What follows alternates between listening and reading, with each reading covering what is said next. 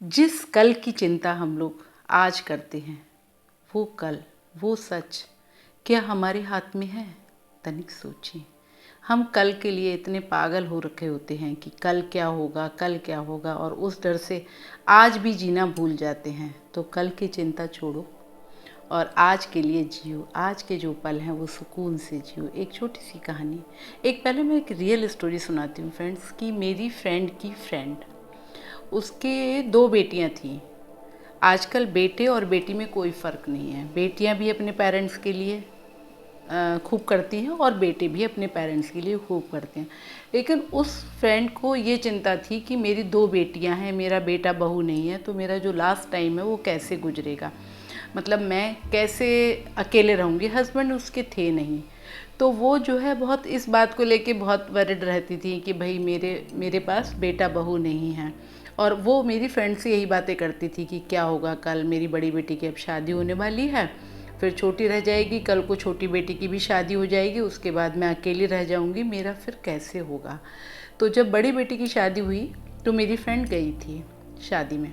शादी हो गई, बहुत अच्छे से सब कुछ बढ़िया सिमट गया।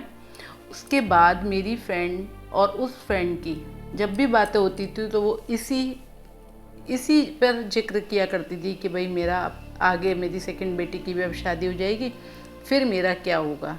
कुछ टाइम बाद उसकी सेकंड बेटी की भी शादी निश्चित हो गई। मुझे मेरी फ्रेंड बता रही थी कि अब मुझे कल शादी में जाना है, क्योंकि उसकी जो मदर है उसकी डेथ हो गई, जो कि बहुत परेशान रहती थी कि मेरे दो बेटियां हैं तो मेरा लास्ट टाइम पे क्या होगा। अब उसकी तो डेथ हो गई, तो छोटी बेटी की अब जब शादी है तो हम लोग की जिम्मेवारी बनती है कि उस शादी को ठीक से करना। तो हम लोग कल निकलेंगे शादी के लिए।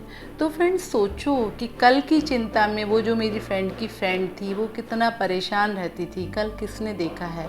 कल की चिंता में हम अपना आज क्यों खराब करें, और कल किसी के हाथ में नहीं है। कल क्या होगा किसी ने नहीं देखा। हम रात को चिंता करके सोते हैं कि कल कैसे पैसे का अरेंजमेंट होगा, कैसे क्या होगा, लेकिन हो सकता है कि कल सुबह हमारी आँख खुले या ना खुले।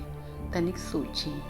एक कहानी और है जो कि मैंने कहीं किताबों में पढ़ी थी कि एक राजा था, वो बहुत पैसा इकट्ठा कर रहा था, खूब मोहरे वगैरह अपने घर में, अपने राज दरबार में उसने जमा कर रखी थी, क्योंकि वो 7 पीढ़ी का अरेंजमेंट कर रहा था कि 7 पीढ़ी का इंतजाम कर दूं तब मैं इस दुनिया से जाऊं। क्योंकि वो राजा था, उसके पास पैसे की कमी नहीं थी और उसने राज खजाने बहुत भर रखे थे।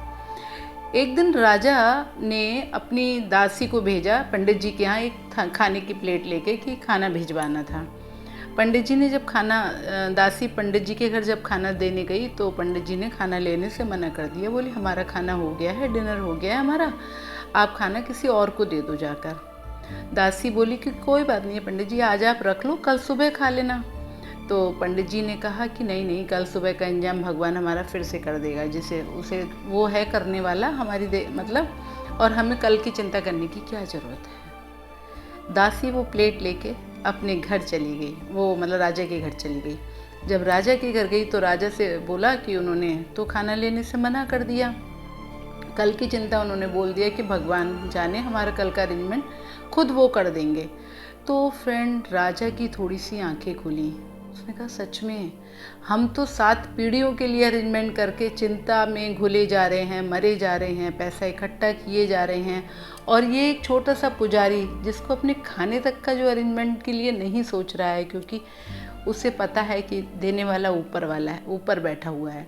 तो फिर राजा की भी थोड़ी सी आंखें खुली और उन्हें कुछ सच्चाई का अंदाज़ा हुआ। तो फ्रेंड्स, ये छोटी सी ज़िंदगी है, हमें कल के बारे में बहुत ज़्यादा सोचने की ज़रूरत नहीं है, अपने दिमाग में पैरालाइज्ड हो जाएं, ऐसा कुछ करने की ज़रूरत नहीं है। कल की चिंता उस ऊपर वाले के ऊपर, महादेव के ऊपर छोड़ देनी चाहिए और आज को एंजॉय करना चाहिए, क्योंकि अगर हम कल के लिए मरते रहे तो हम आज वास्तव में नहीं जी पाएंगे।